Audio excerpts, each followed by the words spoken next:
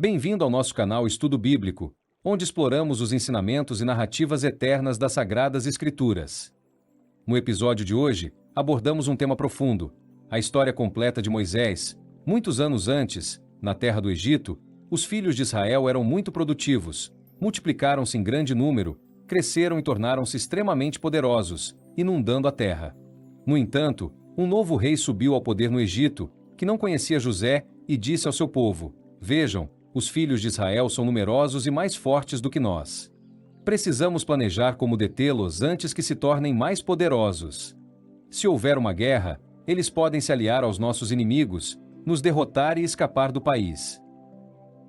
Os egípcios decidiram dificultar a vida dos israelitas, obrigando-os a trabalhar cada vez mais. No entanto, quanto mais eles se esforçavam, mais se multiplicavam e se espalhavam, o que aumentava o medo dos egípcios.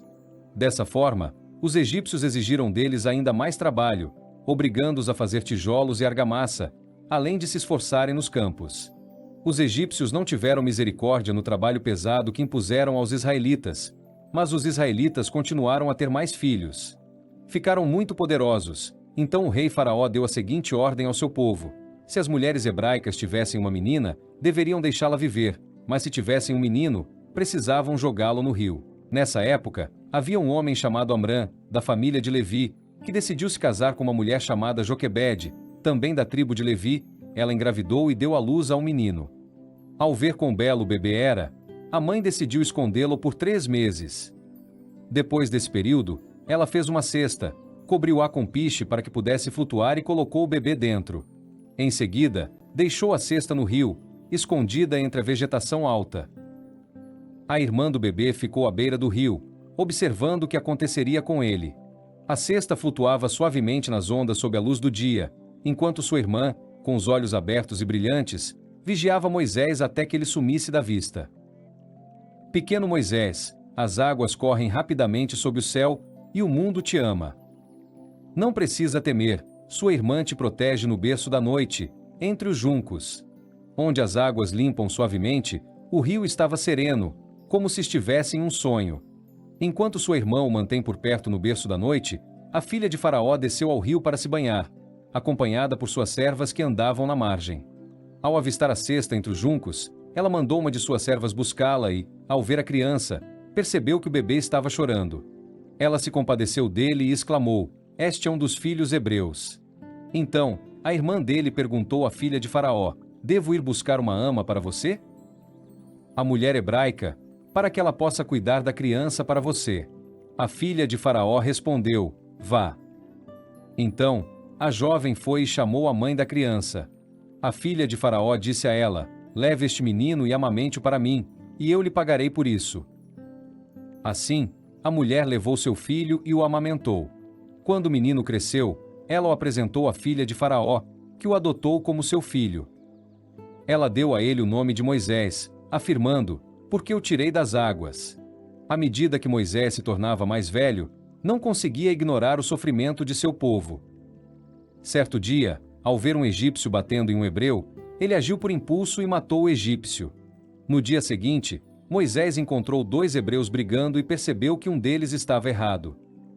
Ele interveio e disse: "Por que você está machucando seu próximo?" O homem respondeu: "Alguém dissemos que você poderia ser nosso governante e juiz? Você vai me matar como fez com o egípcio ontem?" Temendo por sua vida, Moisés fugiu para o deserto de Midian, onde viveu como pastor em exílio. Lá, ele se casou com Zípora, filha de um sacerdote, e teve um filho chamado Gerson. Com o passar do tempo, o rei do Egito faleceu, mas os israelitas continuaram a ser forçados a trabalhar arduamente. Eles clamaram por ajuda, e Deus os ouviu. Deus escutou seus gritos de dor e se lembrou da aliança que havia feito com Abraão, Isaque e Jacó. Deus percebeu o sofrimento dos israelitas e sabia que em breve os ajudaria. Certa vez, Moisés estava cuidando do rebanho de seu sogro Jetro, que era sacerdote de Midian. Ele levou o rebanho para a parte mais remota do deserto e chegou a Horebe, o monte de Deus. Lá, ele notou uma sarça ardendo que não se consumia pelas chamas. Curioso, decidiu se aproximar para entender como a sarça continuava a queimar sem ser destruída. Quando o Senhor viu que ele se aproximava, Deus o chamou do meio da sarça, dizendo: Moisés, Moisés. Moisés respondeu: Aqui estou. Então Deus disse: Não venha mais perto. Tire as sandálias dos pés, pois o lugar onde você está é terra santa. Eu sou o Deus de seu pai, o Deus de Abraão, o Deus de Isaque e o Deus de Jacó. Moisés escondeu o rosto, pois temia olhar para Deus. Com medo de olhar para Deus, o Senhor disse: Eu vi claramente a opressão do meu povo no Egito e ouvi seus gritos por causa de seus supervisores, pois conheço suas aflições. Por isso, desci para libertá-los das mãos dos egípcios e para levá-los a uma boa e extensa terra, uma terra que jorra leite e mel, a terra dos cananeus, hititas, amoreus, perizeus, quenezeus e jebuseus. Agora, o clamor dos filhos de Israel chegou até mim, e também observei a opressão com a qual os egípcios os estão maltratando. Portanto, venha, eu enviarei a Faraó para que você tire meu povo, os filhos de Israel, do Egito. Moisés respondeu a Deus: Quem sou eu para ir a Faraó e trazer os filhos de Israel do Egito? Deus respondeu: Com certeza estarei com você, e este será o sinal de que eu o enviei. Quando você tiver tirado o povo do Egito, vocês servirão a Deus neste monte. Então Moisés disse a Deus: Na verdade, quando eu chegar até os filhos de Israel e disser a eles: O Deus de seus antepassados me enviou a vocês, e eles perguntarem: Qual é o nome dele? O que devo responder? Deus respondeu a Moisés: Eu sou aquele que sou. Portanto, você dirá aos filhos de Israel: Eu sou me enviou a vocês. Moisés então disse: E se eles não acreditarem em mim ou não ouvirem minha voz? E se disserem: O Senhor não se apareceu a você? O Senhor perguntou a ele: O que você tem na mão? Moisés respondeu: Uma vara. Então Deus disse: Jogue-a no chão. Moisés lançou a vara no chão, e ela se transformou em uma serpente, fazendo com que ele fugisse. O Senhor então disse: Estenda a mão e pegue-a pela cauda. Isso é para que eles acreditem que o Senhor, o Deus de seus pais, o Deus de Abraão, de Isaque e de Jacó, apareceu a você. O Senhor também pediu a Moisés que colocasse a mão no seu manto, e quando ele a retirou, estava leprosa. Após colocá-la de volta e retirá-la novamente, sua mão foi milagrosamente curada. Moisés manifestou sua resistência em liderar, alegando falta de habilidade na fala, mas Deus o tranquilizou, afirmando que ele iria ficar com Moisés e o instruirá sobre o que dizer. Quando Moisés ainda hesitou, a ira de Deus se acendeu, e ele designou a Arão, o irmão de Moisés, para falar em seu nome, enquanto Moisés deveria realizar sinais com a vara. Após esse encontro, Moisés pegou sua esposa e filhos, colocou-os em um jumento e voltou para o Egito. Moisés e Arão, cheios de fé e obediência, se dirigiram a Faraó com um pedido ousado do Senhor: Deixe meu povo ir para que eles possam fazer uma festa no deserto. No entanto, Faraó respondeu: Quem é o Senhor para que eu deva obedecer a sua voz e deixar Israel ir? Eu não conheço o Senhor e não deixarei Israel ir.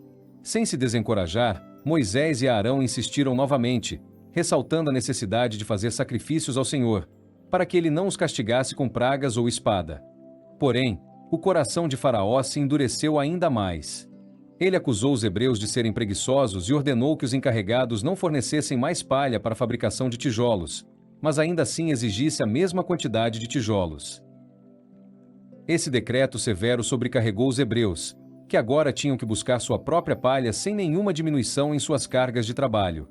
Faraó continuou a endurecer seu coração e recusou-se a deixar os filhos de Israel irem. Moisés e Arão, seguindo a ordem de Deus, realizaram um milagre ao transformar a vara de Arão em uma serpente diante de Faraó, cujos magos reproduziram o feito, mas a vara de Arão engoliu as varas deles. No entanto, o coração de Faraó permaneceu endurecido. O Senhor instruiu Moisés e Arão a avisarem Faraó que as águas do Nilo seriam transformadas em sangue se ele se recusasse a deixar os israelitas irem. Quando Faraó permaneceu teimoso, Arão feriu o rio com sua vara, transformando todas as águas do Egito em sangue, matando os peixes e tornando a água imprópria para consumo. Apesar dos magos terem replicado esse sinal, o coração de Faraó continuou endurecido, e os egípcios foram forçados a cavar em busca de água em outros lugares. Essa foi a primeira das 10 pragas que os egípcios enfrentariam. Deus enviou uma praga de rãs que infestou todo o Egito, mas após Faraó implorar a Moisés para interceder e as rãs serem removidas, Faraó endureceu seu coração novamente e se recusou a libertar os israelitas. Então Arão feriu o pó com sua vara, transformando em piolhos que infestaram todo o Egito. Mesmo com os magos de Faraó reconhecendo isso como uma ação de Deus, o coração de Faraó ficou endurecido e ele não quis ouvir. Então, Deus enviou enxames de moscas que preencheram o Egito, exceto a área onde estavam os israelitas, levando Faraó a ceder temporariamente e pedir a ajuda de Moisés. No entanto, assim que as moscas foram removidas, Faraó endureceu seu coração novamente e se negou a deixar os israelitas irem. Deus, então, enviou uma praga severa que matou todos os animais do Egito, mas poupou os do povo israelita. Mesmo assim, o coração de Faraó continuou endurecido, e ele ainda se recusou a libertar os israelitas. Logo depois, Moisés e Arão espalharam cinzas, como Deus havia ordenado, causando feridas dolorosas em todos os egípcios e animais. Mas apesar do sofrimento, Faraó continuou a se recusar a ouvir. Deus enviou uma tempestade de granizo devastadora que atingiu o Egito, exceto onde estavam os israelitas, fazendo com que Faraó confessasse seu pecado e prometesse libertar o povo. Contudo, assim que a tempestade passou, ele e seus servos endureceram seus corações novamente e se recusou a deixá-los ir. Então, Deus enviou uma praga devastadora de gafanhotos que cobriu o Egito, consumindo todas as cultivares restantes. Isso levou o Faraó a se arrepender temporariamente e a pedir alívio, mas após a remoção dos gafanhotos, seu coração voltou a endurecer-se, e ele não libertou os israelitas. Deus enviou uma escuridão intensa sobre o Egito por 3 dias, o que fez com que Faraó oferecesse um compromisso sobre a partida dos israelitas, mas Moisés recusou a proposta, insistindo em levar todos os seus rebanhos. O coração de Faraó permaneceu obstinado, levando um confronto final, em que ele ameaçou Moisés com a morte caso ele retornasse. O Senhor então disse a Moisés: "Trarei mais uma praga sobre Faraó e sobre o Egito. Depois disso, ele permitirá que vocês partam. Quando isso acontecer, ele os expulsará completamente de aqui."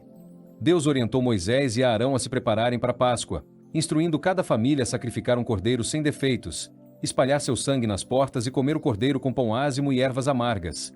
Tudo isso enquanto estivessem prontos para partir rapidamente. Esse ato serviria como um sinal às casas dos israelitas, para que Deus passasse por elas durante a praga dos primogênitos, garantindo assim a sua libertação do Egito.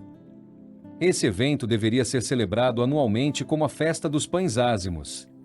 À meia-noite, o Senhor feriu todos os primogênitos na terra do Egito, desde o primogênito de Faraó, que estava em seu trono, até o primogênito do prisioneiro na masmorra, além de todos os primogênitos dos animais. Faraó levantou-se durante a noite, assim como todos os seus servos e os egípcios, e houve um grande lamento no Egito, pois não havia uma casa onde não houvesse um morto.